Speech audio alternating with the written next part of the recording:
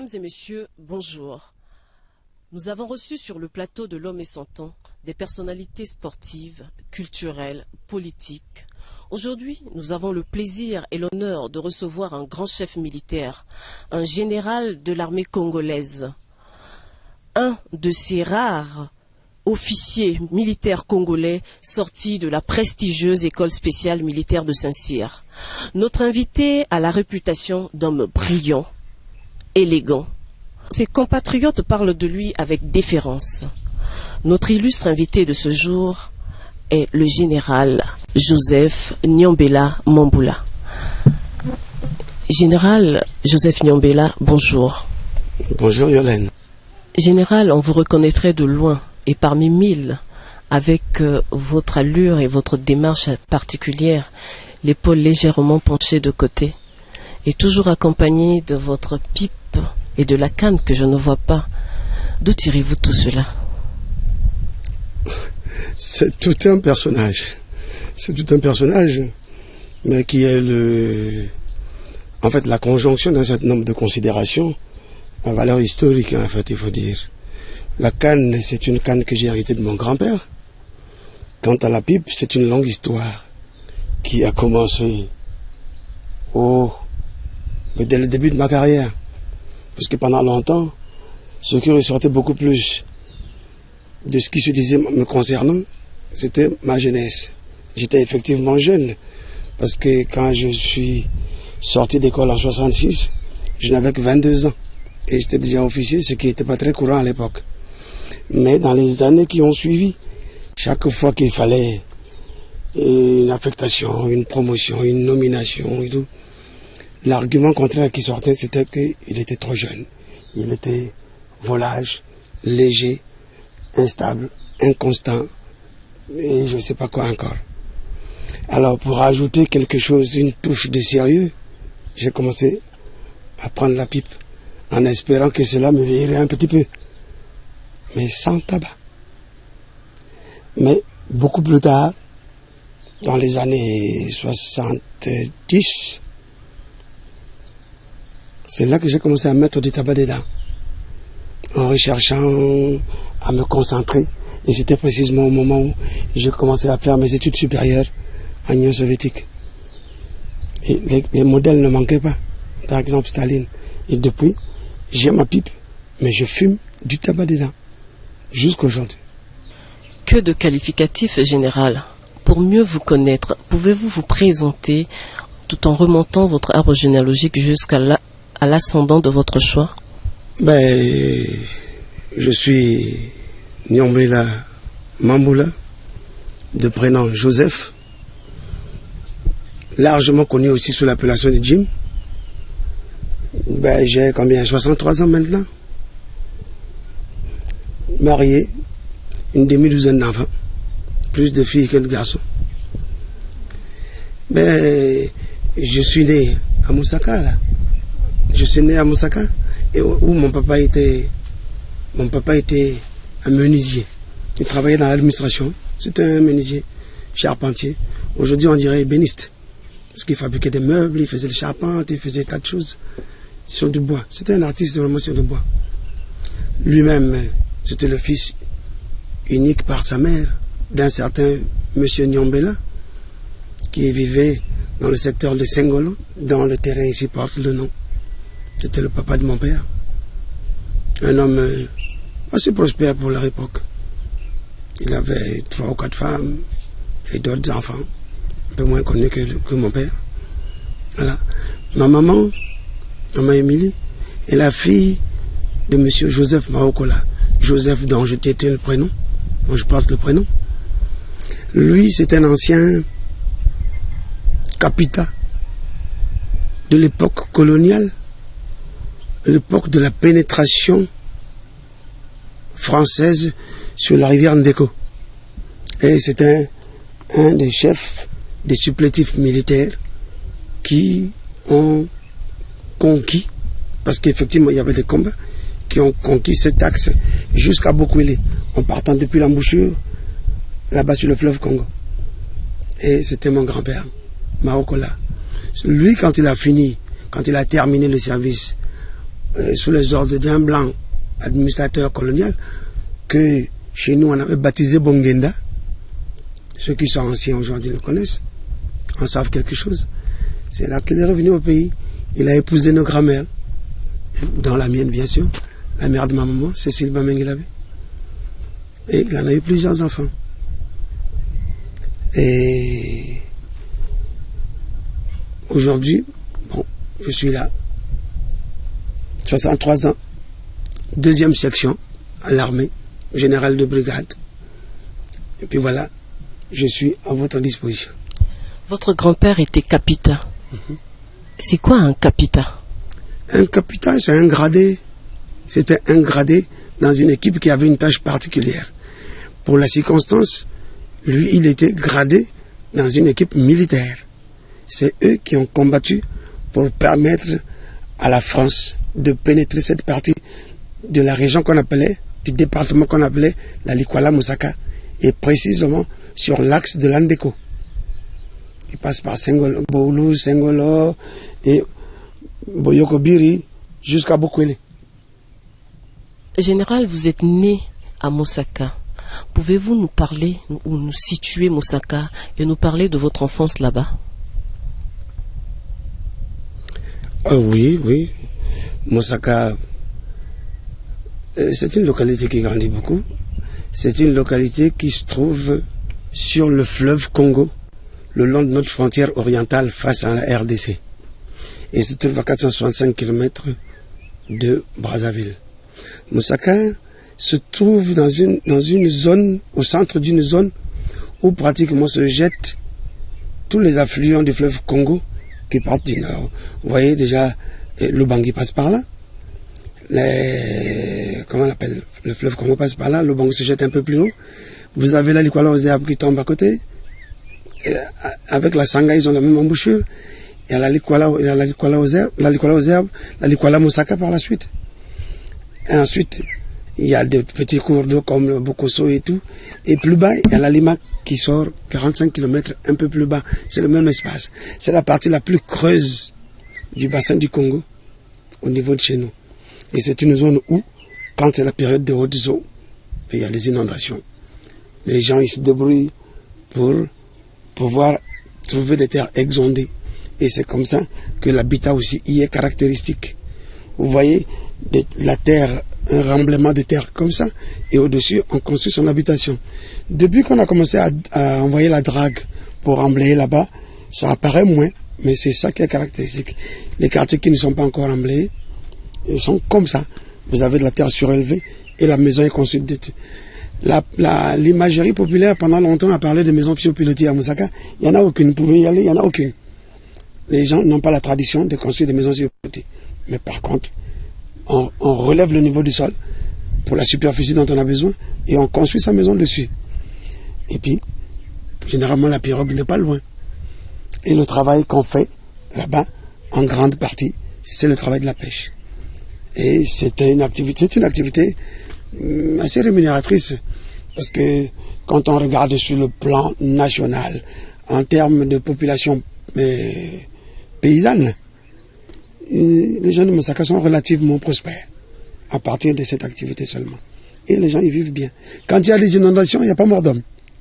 Il n'y a pas mort d'homme parce que les eaux ne s'écoulent pas comme dans les montagnes là-bas où ça se déverse, ça emporte les gens. Non. Ça monte doucement, mais ça inonde tout et pendant plusieurs mois. Et parce que aussi ce sont les Banamaï, comme on dit. Ah oui, ils sont essentiellement Banamaï. Chez nous, les enfants à partir de 3 ans savent déjà nager. Et ils nagent, ils se lavent au fleuve, ils nagent tout seuls. Et après, bon, ils savent ramer, aller en pirogue, et ils apprennent le métier de la pêche, de tous les types qui existent, de tous les types de pêche qui existent par là, et ils apprennent. Et il n'y a que les paresseux qui ne savent pas faire ça. Mais tout le monde sait faire ça.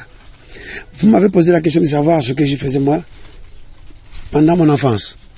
Oui, pendant mon enfance, comme mon papa était un agent de l'État, un agent de l'administration, je n'avais pas la même existence que les autres qui étaient fils de paysans, de pêcheurs et tout. Bon, j'allais à l'école, un peu comme tout le monde, mais j'allais pas beaucoup pêcher. Mais je n'allais pêcher que pendant les grandes vacances, quand je rejoignais ma grand-mère à Sengolo, à une quinzaine de kilomètres. Et là, on pêchait au hameçon, ou on pêchait à l'épervier, ou on participait au locala, cette espèce de natte de clôture qu'on fait en enserrant un tas de roseaux. Et puis, il fallait découper les roseaux là et resserrer l'espace libéré jusqu'à ce qu'il reste juste un petit espace où maintenant on attrape facilement les poissons. Je participais à ce type de pêche.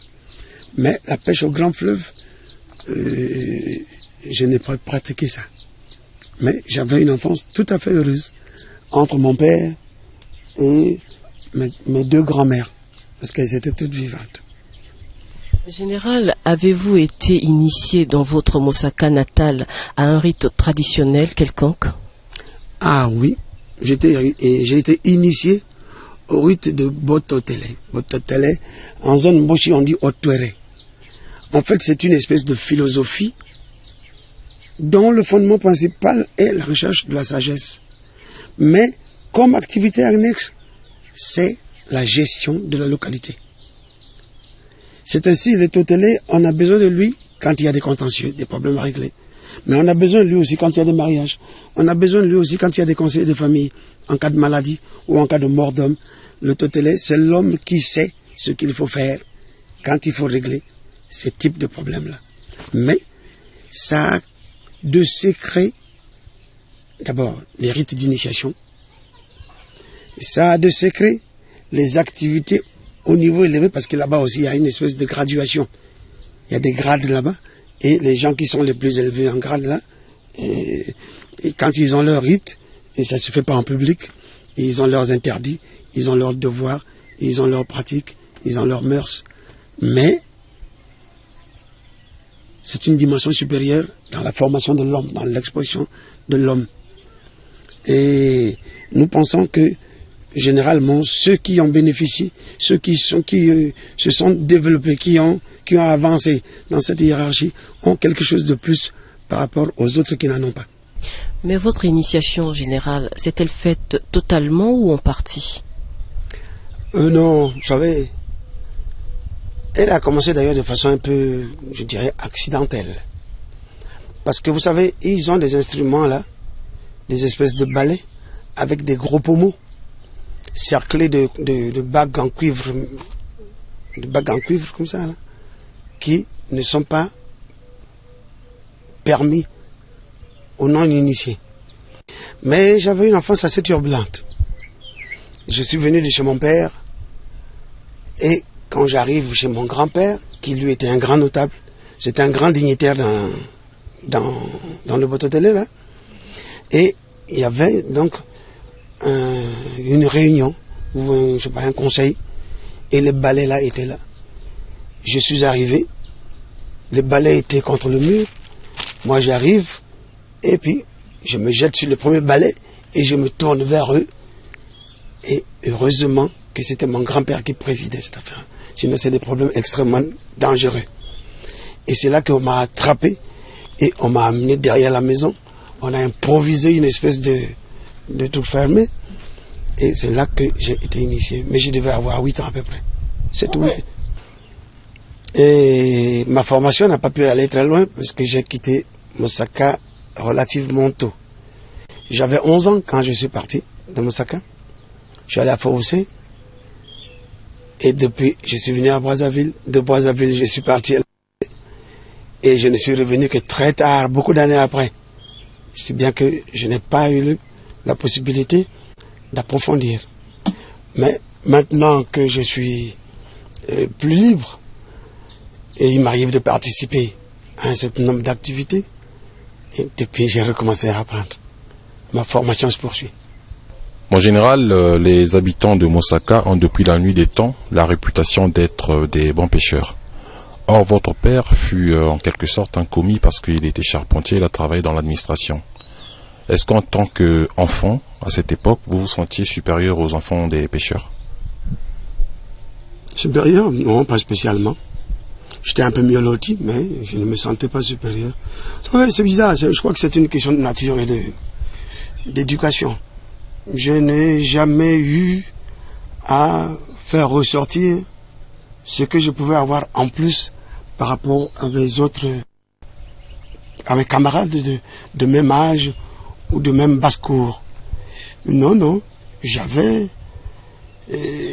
beaucoup d'avantages. Mon papa avait un statut un peu privilégié, il faut dire. J'allais à l'école, j'avais une chemise, j'avais une culotte. Mais je connais plein de camarades aussi qui allaient en Likinza, à l'école, en Linganda. Hein, qui allaient en Linganda à l'école parce qu'ils n'avaient pas les mêmes possibilités. Mais ça ne nous conférait rien de bien particulier. En tout cas, pour ce qui est de mon frère et moi, on n'a jamais fait ressortir quoi que ce soit qui ait pu marquer une différence particulière de considération face aux autres. Vous parlez de Likinza ou de Lingwanda, c'est quel genre de tenue en général? Vous savez, lorsque vous avez une espèce de ficelle qui passe autour de la taille et une espèce de bande qui est accrochée par devant, passant entre les jambes et ressort par derrière, c'est ça là qu'on appelle Likinza ou Lingwanda. Et à l'époque où nous étions des gamins, il y avait beaucoup de gens qui n'avaient que ça comme vêtements. Mais c'est déjà l'histoire ancienne, c'est ancien. Voilà. L'époque coloniale à laquelle vous appartenez, mon général, a été qualifiée par nombreux devant ce micro de barbare. On parle même de l'indigénat. Est-ce que vous confirmez cela? Oui. L'indigénat, c'était le statut de tous les gens, de tous les peuples coloniaux. C'est bien que même là-bas chez nous, à Moussaka, on n'y a pas échappé. Bon, il y avait, on peut considérer comme barbare ce système de travail qu'on appelait les travaux forcés. Pas les travaux forcés de la prison, non. Les travaux forcés où on vous faisait travailler à la chicotte. Bon, les gens de Moussaka, il faut dire, ils ont généralement mal supporté ça. Et chaque fois qu'ils ont eu la possibilité de s'exprimer, ils l'ont fait et ils ont combattu ça. Je vais vous donner seulement des exemples. Le premier exemple, c'est le système de la pagaie. On disait Simbakaï. Le milicien arrivait avec son chéchia rouge, il disait Simbakaï. Parce que pour aller à Lukulela, ou aller à Foroussé, ou aller à Bokwele, ou à Libala, ou à Makenenge, l'administrateur n'avait pas de moteur hors bord, n'avait pas de bateau, on allait à la pagaie. Mais il fallait des rameurs, des pagailleurs. Et les pagailleurs, ils les prenaient dans le village. C'est pas que on vous disait que bon, demain on va partir, non. Le milicien arrive le matin, il attrape tous les gens valides qu'il rencontre dans la rue, là, tu attrapes ta pagaie, Simbakaï, et on part. Et on t'amène, et tu vas ramer comme ça jusqu'à Ouando. Parfois ça fait, je sais pas, 3, 4 jours, 5 jours en chemin. Et retour pour accompagner l'administrateur blanc. Et c'était tellement contraignant, et puis c'était tellement humiliant que quand on a commencé à avoir des gens qui étaient députés ou je sais pas quoi, conseillers au truc de l'AEF là, non, c'était l'un des problèmes sur lesquels ils se bagarraient. Ils se battaient pour l'annulation, pour la liquidation de ce phénomène-là. Le deuxième exemple, mais là, ils ont trouvé une formule traditionnelle pour régler ça. Vous savez, à partir de Sengolo, Moussaka, c'est une zone marécageuse. À partir de Sengolo, le relief commence à monter un peu et la terre est limoneuse. Elle est bonne pour l'agriculture. Si bien que pendant les saisons sèches, si on faisait les cultures à cycle court, non, ça pouvait donner de belles cultures. Mais le blanc a décidé d'y planter le coton et le cacao. Le blanc a tracé dans le marécage un chemin qui partait de Moussaka directement jusqu'à Sengolo. On n'avait pas besoin de passer par la pirogue. Et il a ouvert des plantations de cacaoyers et de cotonniers. Mais il a commis l'erreur de venir avec la chicotte. Il faisait travailler les gens contre leur volonté. On travaillait pour lui. Je ne savais pas s'il y avait des salaires. S'il y en avait, ça devait être des salaires de misère. Mais il chicotait les gens. Il les fouettait pour les forcer à travailler. Alors, tu vois ce vieux dans le village qui a 2 ou 3 femmes, des enfants d'un certain âge, qui sont généralement nombreux. Et il est là avec son grand lingbanda là c'est beaucoup plus large, les vins, c'est plus large et tout. Son ventre bedonnant, parce qu'il mange normalement, convenablement. Et vous le chicotez devant les enfants, devant les femmes, pour lui faire planter le coton ou le cacao qui ne lui appartiennent pas. Ils ont trouvé une formule à eux. Ils se sont concertés entre vieux. Et puis ils ont planté je ne sais pas quoi là-bas. les plantations se sont desséchées. Et c'était leur manière à eux de combattre cette forme de travaux forcés que le blanc avait apporté dans le cadre de sa colonisation et dans le cadre de notre indigénat. Tout à l'heure, mon général, en répondant à ma collègue, vous aviez parlé de votre initiation forcée pour entrave à la tradition en tenant ce balai et vous étiez dirigé vers un notable qui, pour vous, heureusement, était votre grand-père. Que représentait ce balai, mon général? Oh, c'est un instrument. C'est comme les Blancs, ils portent le sceptre quand ils ont le pouvoir. Les rois, ils ont toujours quelque chose là. On appelle ça le sceptre, une espèce de canne.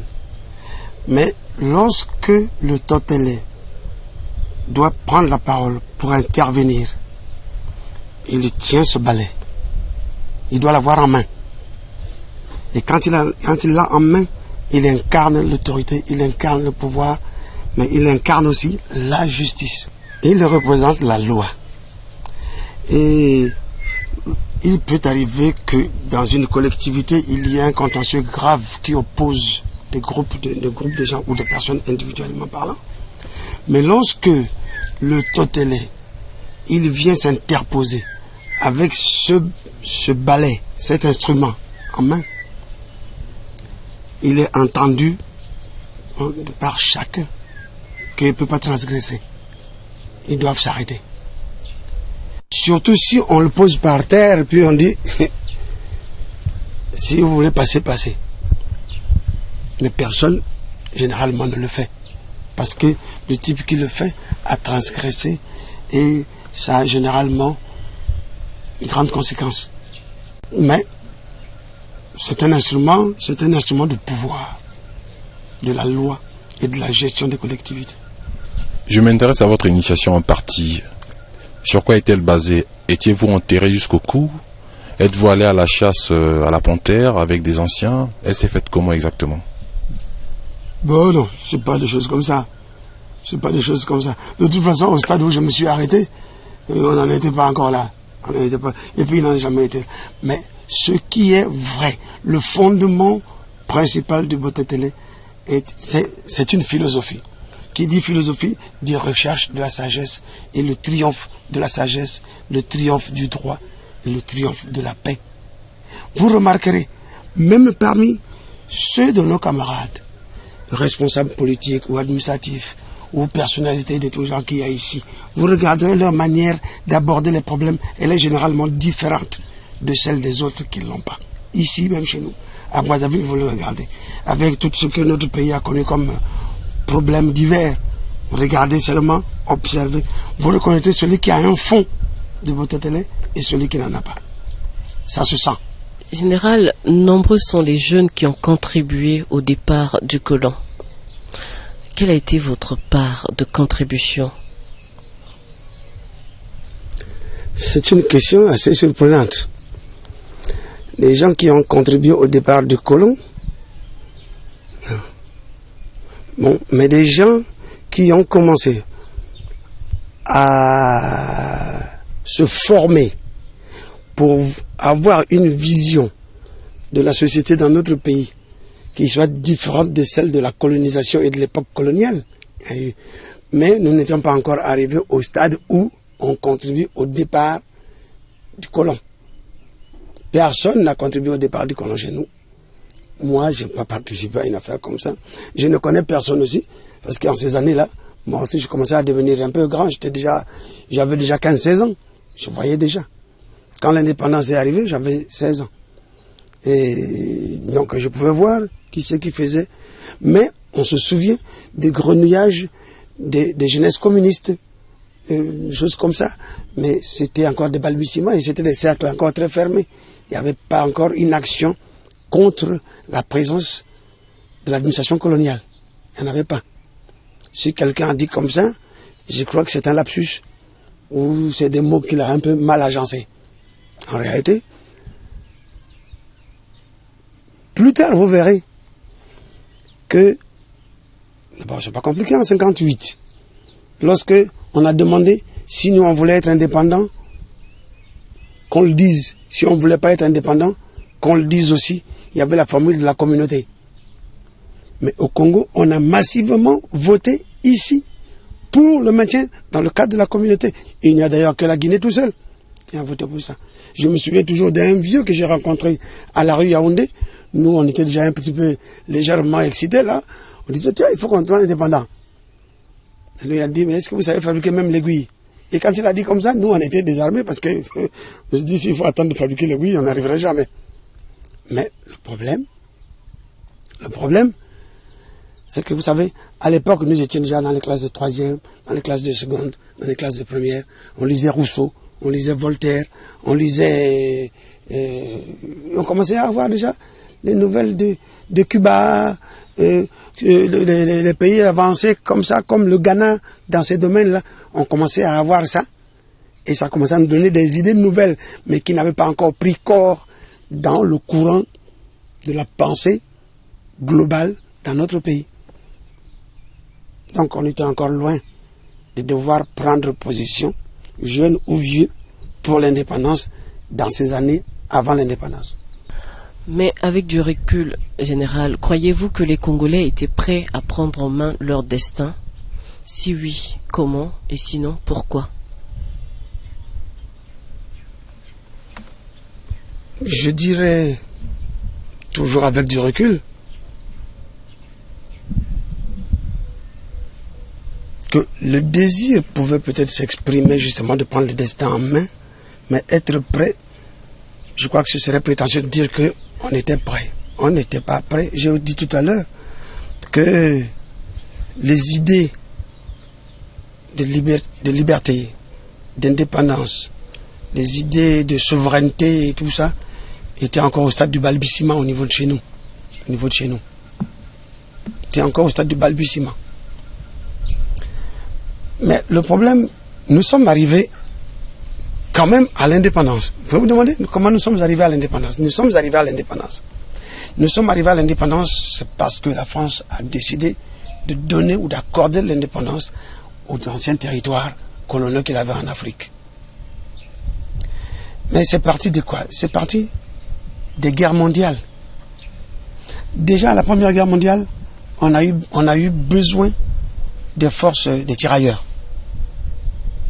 Pendant la Deuxième Guerre mondiale, il y a eu des hommes qui sont partis de tous les territoires de l'Union française, d'Asie, d'Afrique du Nord, d'Afrique noire, et certainement d'Océanie aussi, et qui ont participé à la guerre, qui ont contribué à la libération de la France.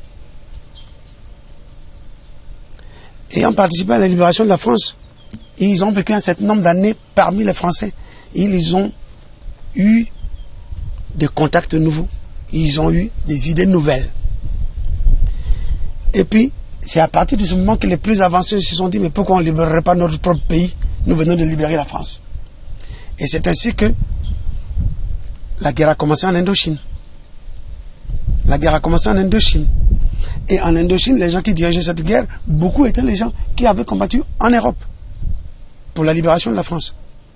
Mais en Indochine, il y a eu et des gens de l'Afrique du Nord et des gens de l'Afrique noire qui étaient là-bas, en Indochine. Et c'est ainsi que, à partir de 1954, le 1er novembre, en Algérie, ça a commencé. La guerre d'indépendance. Elle a duré jusqu'à 1962. Mais il y a des Africains qui étaient là-bas, qui ont combattu là-bas. Nous en avons même, parmi nos anciens là, il y en a beaucoup qui ont combattu en Algérie. Peu avant 1960, l'UPC a commencé la guerre d'indépendance au Cameroun. L'UPC, l'Union des populations du Cameroun, a commencé la guerre de libération au Cameroun. Les Français ont compris que ça devenait trop compliqué, parce que toute l'Afrique risque de s'enflammer. Ils n'auront pas la possibilité de faire face à ce mouvement militaire de contestation qui était en train de se développer. Alors les Blancs se sont mis à réfléchir à ces choses-là. Il y a eu la loi cadre. Il a commencé un processus d'association des peuples coloniaux à la gestion de leur territoire. C'est comme ça qu'il y avait des assemblées ici, là. Il y avait le Grand Conseil de l'AIF, ensuite des assemblées territoriales. Et puis, en 1958, c'est là où il fallait ou entrer à la communauté ou demander son indépendance.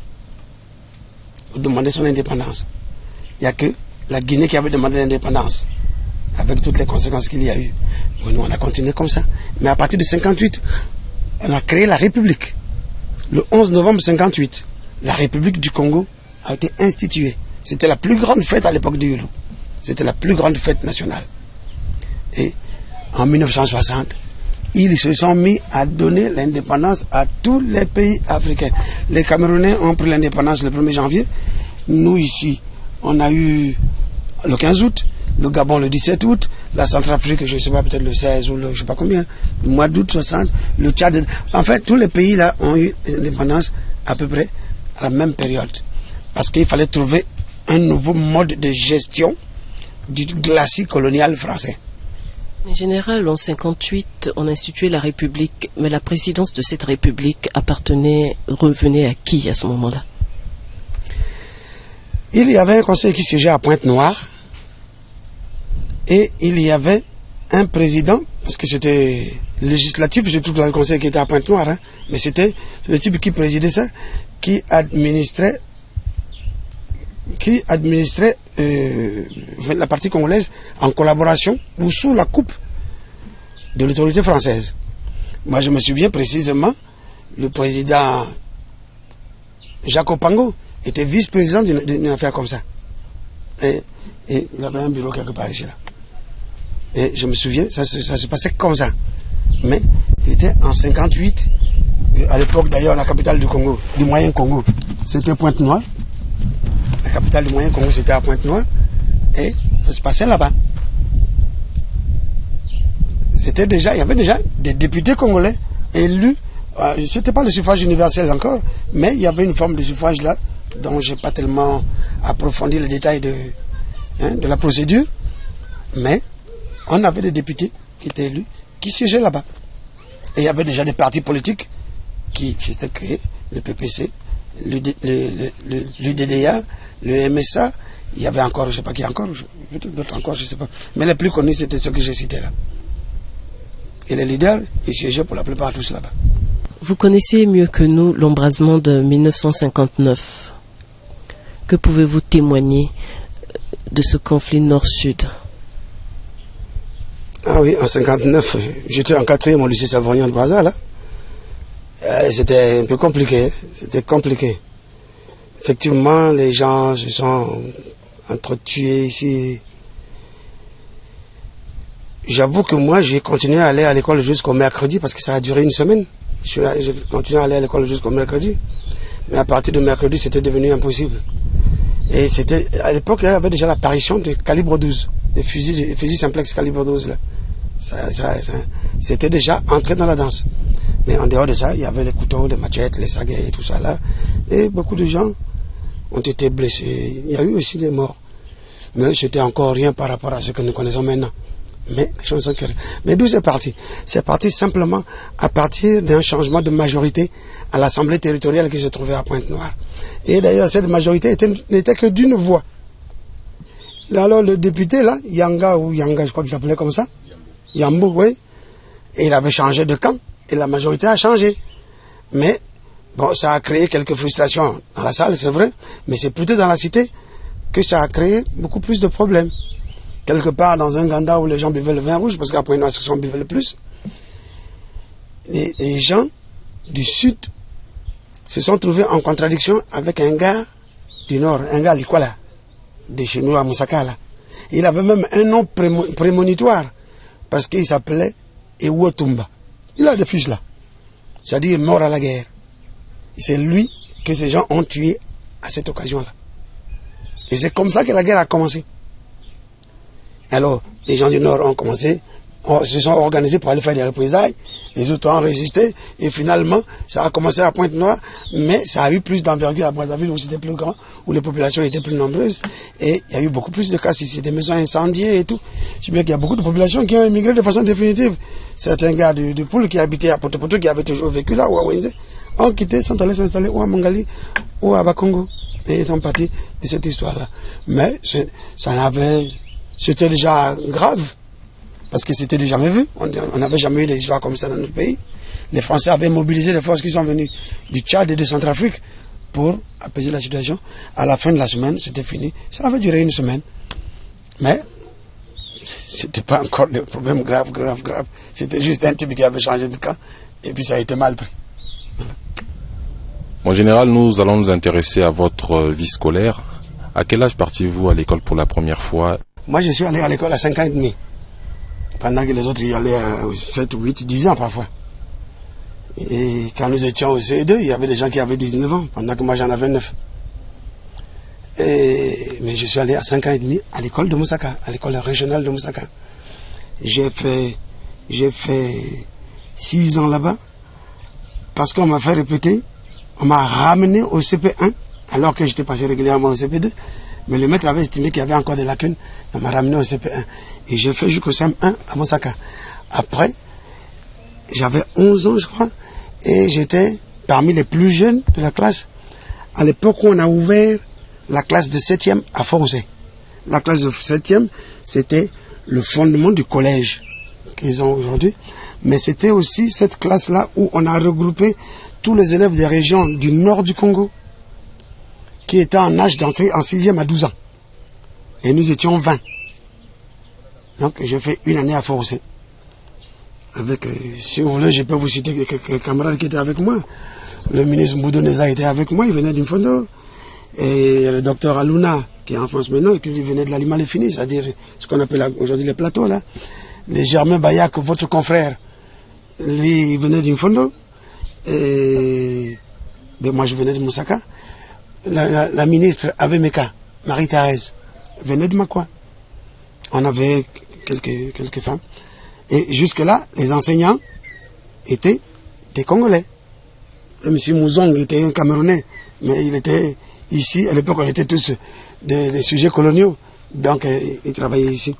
Mais c'est quand nous sommes arrivés en 7e que nous étions pris en main par Madame Château, l'épouse du chef de secteur scolaire. Aujourd'hui, vous direz quoi?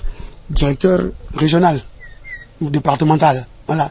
Chef de secteur scolaire, Monsieur Château, c'est sa femme qui nous enseignait là-bas. Nous étions les plus jeunes. Nous étions hors de l'école régionale de Fort-Ouzé, où se trouvaient les gens qui étaient un peu plus âgés. Faut-il que je vous cite ceux qui étaient là-bas? Oh, vous pouvez le deviner tout seul. On ne peut pas deviner puisque c'est votre époque. Ah, d'accord. Ben, je peux... Andongui Lucien était là-bas.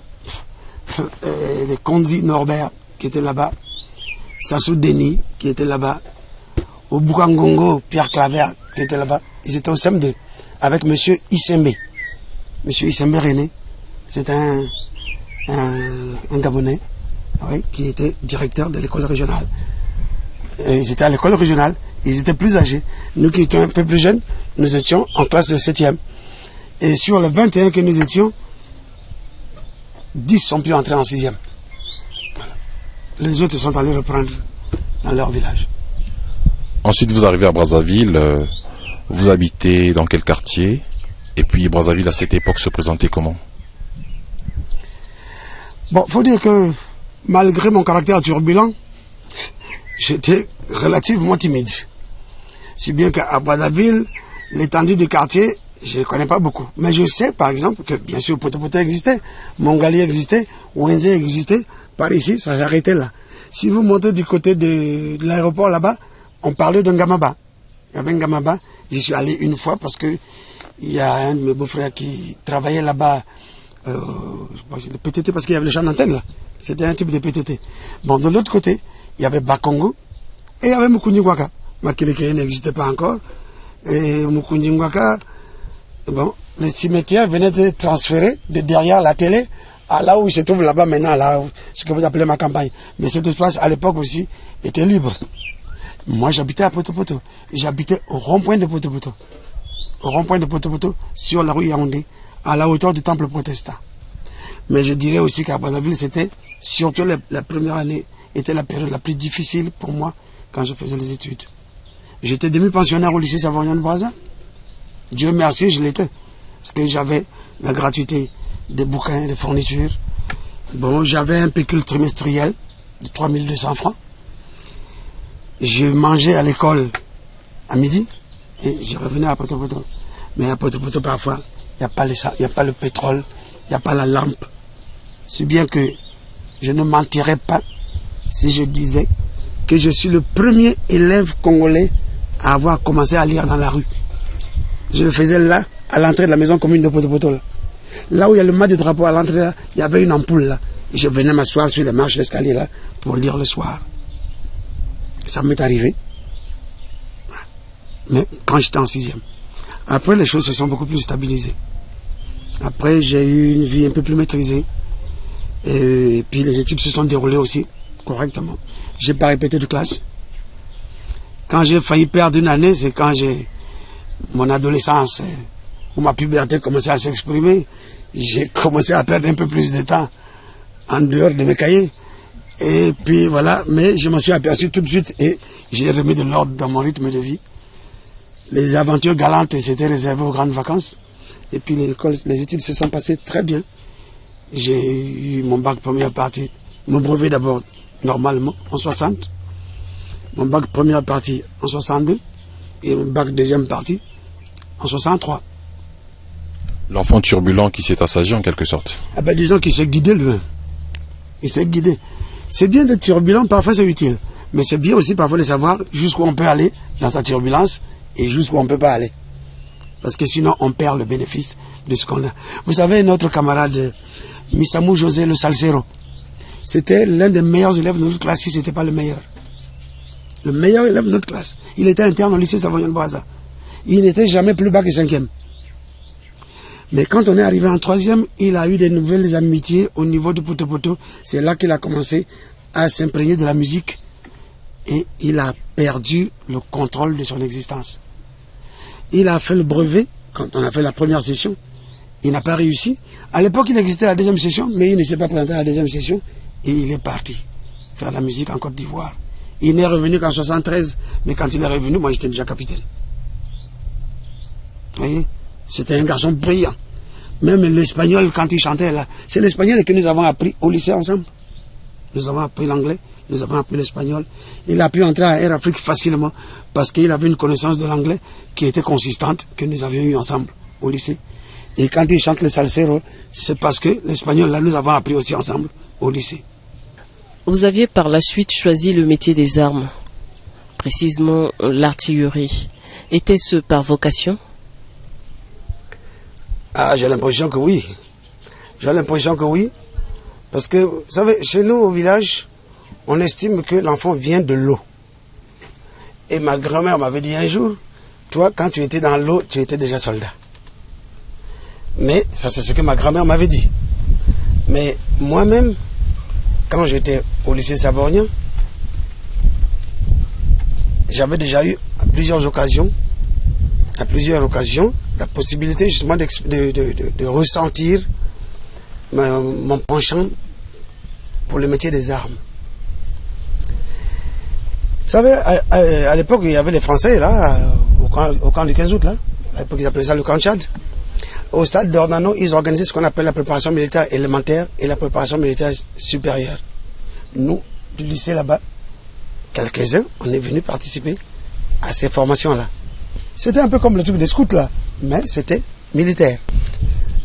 Et quand j'entre en classe de seconde, c'était en 60-61, on venait d'être indépendant.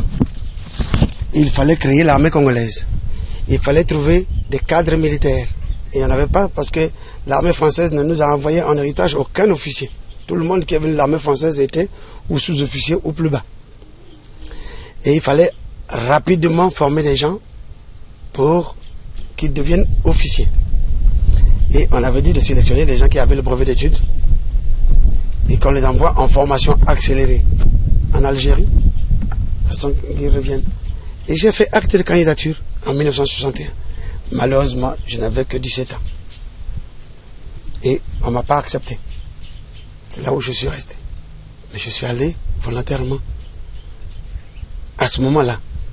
Alors, c'est ainsi que j'ai dit, bon, écoutez, c'est pas compliqué, je continue. Les 18 ans, je les aurai bien un jour.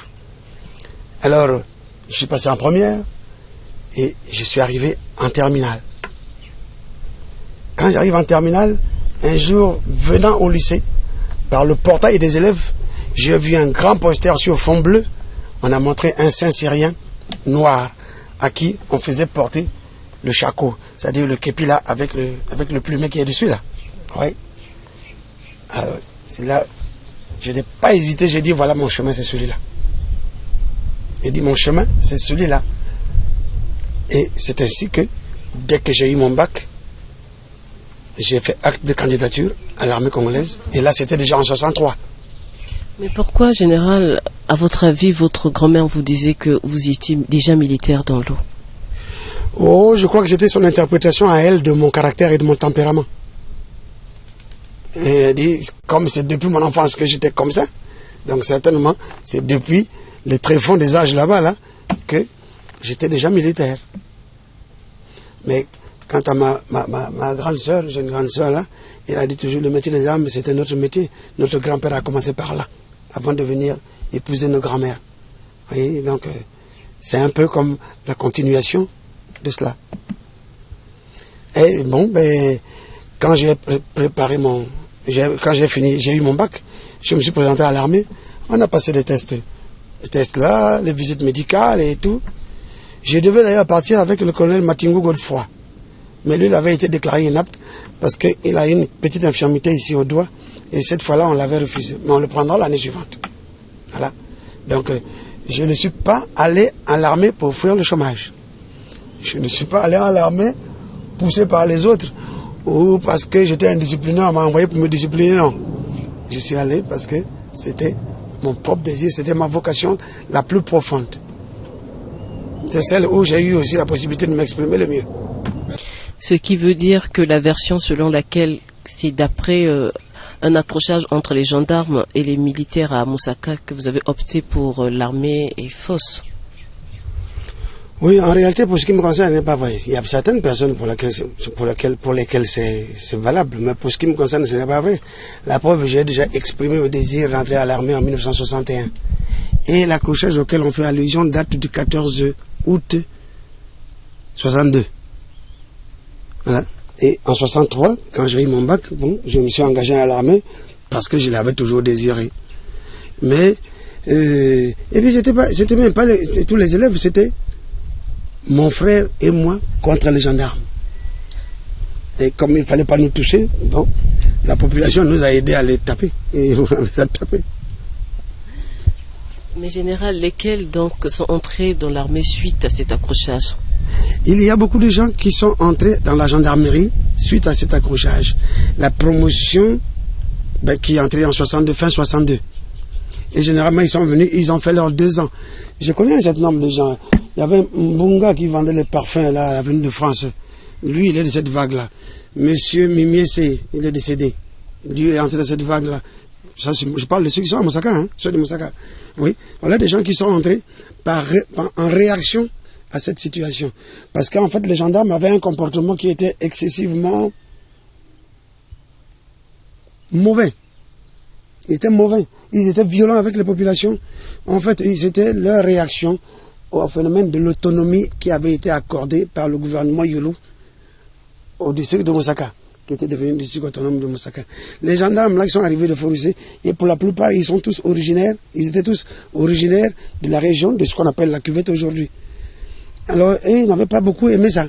Alors, quand ils sont venus, les gendarmes se sont comportés un peu comme un pays conquis, et pour moindre prétexte, ils boxaient les gens. Et ce jour-là, ils ont eu le malheur de tuer à mon frère. Et puis, bon, on ne leur a pas permis. Mon frère et moi, on est tombés dessus à bras raccourcis. Et puis, les autres sont venus nous aider. Hein, les autres du village sont venus nous aider. Et au bout d'une semaine, Ngwelondele, là, le général, c'est lui qui commandait ce détachement, a ramené ces gendarmes à Forusé. Et ça s'est arrêté comme ça. Mais la tenue ne représentait-elle pas quelque chose pour vous à cette époque-là? Le problème, ce n'est pas celui-là. Le problème qu'il y a, c'est que il y a la manière d'être avec les populations. Moussaka, c'est une localité où les gens sont extrêmement gentils. Les gens, ils sont très bien, ils sont accueillants, ils sont tout. Et très fiers. Ah, certainement très fiers aussi. Mais si vous débordez un peu avec eux, ils vous oublient. Et c'est ce qui est arrivé aux gendarmes. Les gendarmes sont arrivés, ils se sont mis à taper tout le monde, boxer tout le monde. Il y a un vieux à qui ils ont cassé des côtes à coups de brodequin, comme ça. Mais c'est des choses qui ne se sont jamais vues chez nous. Ça ne s'est jamais vu. Et alors, quand nous avons donné l'occasion, nous avons servi un peu de stimulant, si vous voulez. Nous avons déclenché ça. À partir de ce jour, chaque jour, un gendarme était agressé dans la cité. Et au bout d'une semaine, le général Ngwelondele, qui était à l'époque maréchal logis-chef, a obtenu de ramener son détachement à Fort-Roussel. Général, vous venez de dire quelque chose. Vous avez parlé de l'autonomie de Moussaka. C'est une première pour nous. Ah bon? C'est une première. Mais Moussaka, bon, comme aujourd'hui, c'était un district qui appartenait à la région de la Likwala Moussaka. Mais Moussaka, c'est la circonscription la plus au sud de cette région, qui était plus éloignée de Fort-Roussel que tous les autres districts. À l'époque, il n'y en avait pas beaucoup. Il y avait Makwa, il y avait Kélé, il y avait Bunji, je crois aussi. Et il y avait qui encore? Et Vaux, je crois. Mais ils étaient plus proches. Et les communications avec Moussaka étaient plus difficiles. Bon, mais quand on avait les dotations qui arrivaient, il fallait aller à Fort-Roussel pour aller les prendre et les ramener, alors que c'était plus simple d'envoyer la tranche de Moussaka directement par bateau, ça arrive à Moussaka et ça descend là. Et pour un certain nombre d'autres considérations aussi, qui serait trop long de développer, et les populations avaient demandé, et on finit par obtenir qu'il soit accordé l'autonomie administrative. De ce fait, Moussaka était devenu préfecture autonome de Moussaka. Et il y a beaucoup d'édifices administratifs qui sont là, qui datent de cette époque-là. C'est pour ça que le ministre le plus populaire dans le gouvernement de Yulu à Moussaka, c'était le ministre Nzalakanda, qui était ministre de l'Intérieur. C'est lui qui était allé proclamer ça. C'est lui qui était le plus populaire là-bas. Avec du recul, en général, comment est-ce que vous appréciez votre comportement de l'époque? Les jeunes qui portent main aux hommes en tenue. Mais quand je regarde aujourd'hui, avec l'âge, avec la maturité, mais avec la formation aussi que j'ai, il y a les deux. Je dis, c'est mauvais de boxer. Donc c'est mauvais pour le citoyen, c'est mauvais pour l'agent de force de l'ordre. Mais c'est bon d'avoir boxé parce que le militaire qui est là, qui boxe les populations, qui agresse les populations, il cause une entorse, une entrave fondamentale sur son statut. C'est que, j'entends beaucoup de gens parler du caractère républicain des forces armées. Mais le caractère républicain des forces armées a pour fondement le fait que l'armée appartient à la nation. C'est-à-dire que chaque individu tel que nous sommes là, nous sommes une part du propriétaire des forces armées. C'est comme moi j'ai mon chien là. Si mon chien se met à me mordre, ça ne marche plus. Si mon chien me mord, je le tue. Et si mon militaire vient, il se met à utiliser l'arme que j'ai achetée pour lui donner pour son travail, pour me faire du mal, ce militaire-là, il est en contradiction avec son statut. Et dans ces conditions, il mérite une sanction. Et si moi j'ai à titre personnel la possibilité de la lui administrer, je le fais.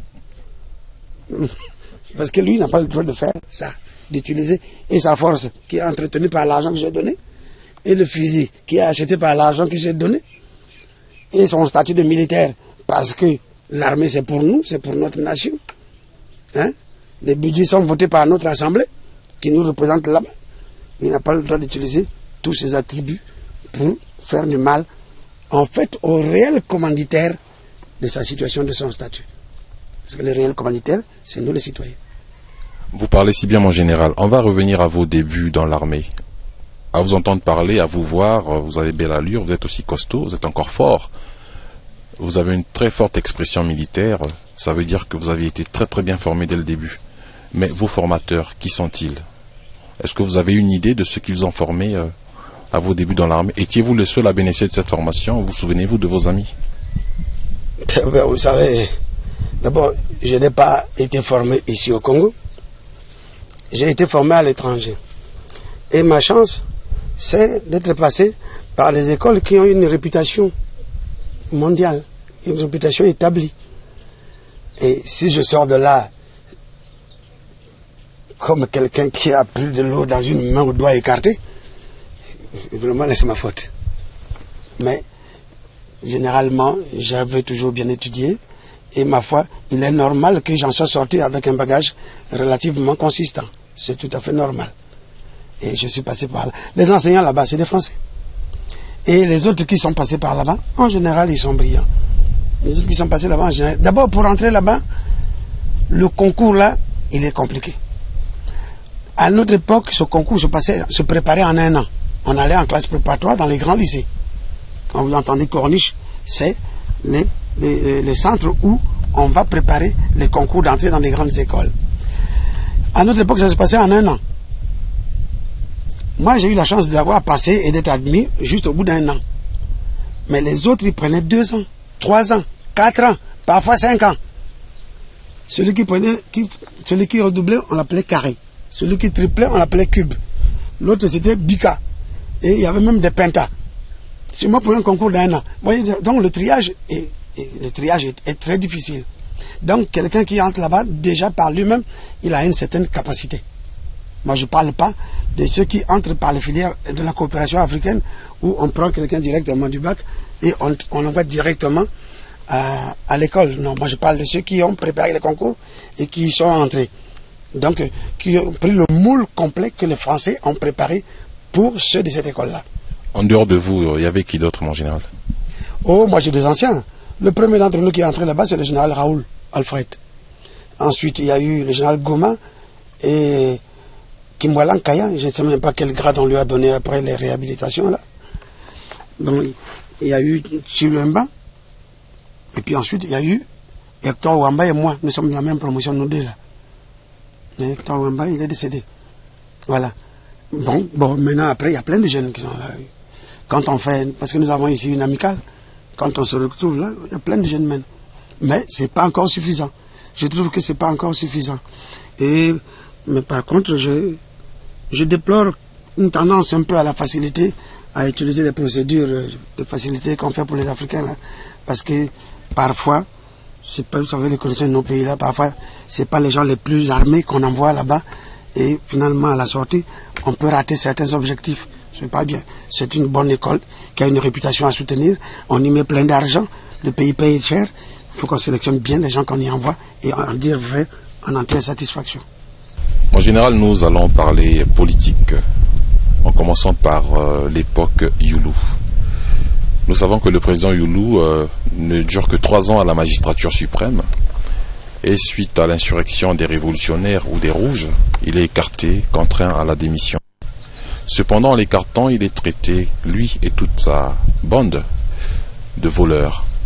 Avait-on besoin de l'écarter en les traitant tous de voleurs?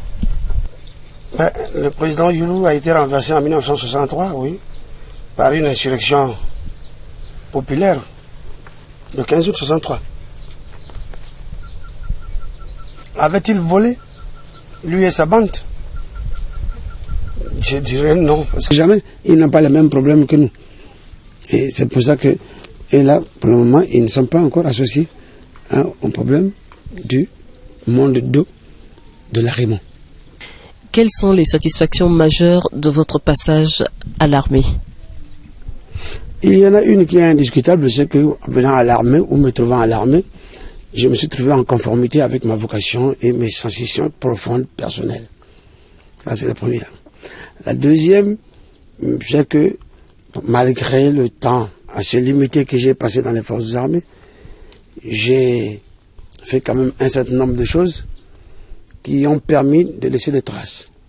Quand je prends sur le plan professionnel, dans l'ensemble, je trouve aujourd'hui des gens qui, 35 ans après, se souviennent de moi en bien et me considèrent toujours comme étant leur chef, malgré que je sois parti, revenu, reparti, et ainsi de suite.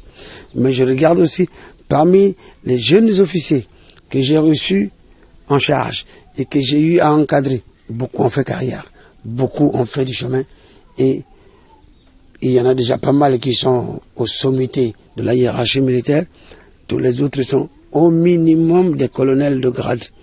Et ça, ce n'est pas donné à tout le monde. Et c'est pour ça que je suis content. Je suis content et je regrette seulement de ne pas avoir eu la totalité de mon temps à le faire. J'aurais eu des résultats encore beaucoup plus vastes. J'ai eu que cela, mais c'est quand même pas mal. Mesdames et messieurs, comme vous l'avez constaté, nous avons une fois de plus changé de décor. Le soleil en ce moment s'en va couchant. Cela nous a obligés, pour des raisons de commodité cinématographique, de changer encore de décor. Général, vous êtes artilleur. Pourquoi avez-vous choisi l'artillerie? Vous auriez pu être parachutiste. Vous avez tout à fait raison. Quand j'ai terminé à Saint-Cyr, il fallait choisir une spécialité. Moi, du plus profond de mon cœur, je voulais être parachutiste. Mais malheureusement, quand Brazzaville a répondu aux propositions que j'avais faites, à Brazzaville, on a décidé que je fasse artillerie de campagne. Parce que, en réalité, il n'avait aucun officier d'artillerie formé jusqu'à cette date-là. Et comme ils m'ont eu et que j'avais un profil de scientifique, ils m'ont envoyé faire des études d'artillerie. Et c'est comme ça que je suis devenu artilleur. Mais je suis en même temps parachutiste. Mais qu'est-ce qu'un artilleur, général? Un artilleur, c'est quelqu'un qui utilise les moyens de feu les plus puissants que l'armée de terre puisse utiliser en dehors de la bombe atomique. Et encore même la bombe atomique, quand elle n'est pas portée par les avions et par les sous-marins et les bateaux, elle est portée par l'artillerie. C'est l'artillerie, toujours l'artillerie. Mais c'est les gens qui ont la possibilité de donner leur appui feu pour que ceux qui ont une mission d'offensive ou de défense, puissent affaiblir l'ennemi afin qu'il puisse agir. Et c'est une tâche tout à fait centrale dans la manœuvre, dans le mouvement de force et dans leur emploi. Dites-nous, mon général, si votre carrière militaire était à refaire, accepteriez-vous cela? Je ne sais pas. Dieu merci, une vie humaine tout court ne peut pas permettre de refaire ça 36 fois. Mais le problème qu'il y a avec ces choses-là, c'est comme dans le mariage. On ne va pas faire une consultation avant d'aller contracter un mariage pour savoir si la femme sera bonne ou pas et si la carrière sera bonne ou pas. J'avoue que si je n'avais pas suffisamment d'atouts par moi-même, je ne serais jamais arrivé au stade où je suis arrivé avec toutes les difficultés que j'ai rencontrées pendant le parcours. C'est pour ça que je me contenterai d'une fois et puis ça suffit. Un conseil à prodiguer à tous ceux qui voudraient, à tous ces jeunes qui vous suivent et qui voudraient embrasser la carrière militaire et surtout l'artillerie, comme vous. Oui, l'artillerie, ou comme les autres filières, ou l'armée tout court, c'est un métier. Et comme tous les autres métiers, ça s'apprend. Et quand vous apprenez, on vous enseigne les préceptes fondamentaux. Et il faut les suivre. Si vous les suivez, en tout cas, surtout dans l'armée où tout est écrit. Même toutes les procédures sont écrites. Et vous n'avez rien à improviser, tout est prévu. Et tout est prévu, tout est écrit. Et là où on vous enseigne, on vous force à apprendre ça. Quand vous avez bien appris, vous savez. Alors ce que je conseille, c'est que d'abord, dans un premier temps, qu'on apprenne bien. Et dans un deuxième temps, qu'on applique bien ce qui a été appris. Et que l'armée soit gérée selon les lois et selon les normes. Et que tout le monde en tire parti, notamment la nation, qui est le véritable propriétaire des forces armées. Merci, mon général. Je vous remercie, moi aussi. Mesdames et messieurs, nous sommes arrivés à la fin de cette émission. Vous venez de suivre un grand chef de notre armée, de l'armée congolaise, un Saint-Cyrien, le général Joseph Nyombela Mambula, qui a bien voulu nous recevoir chez lui à Saint-Golo-sur-Diri, où nous avons passé toute une journée. Nous le remercions pour son hospitalité et nous vous disons aussi merci de votre patience, merci de nous avoir suivis et merci d'avoir pu partager avec nous le parcours du grand général de l'armée congolaise. Merci encore et au revoir. Au revoir, madame. Au revoir, général.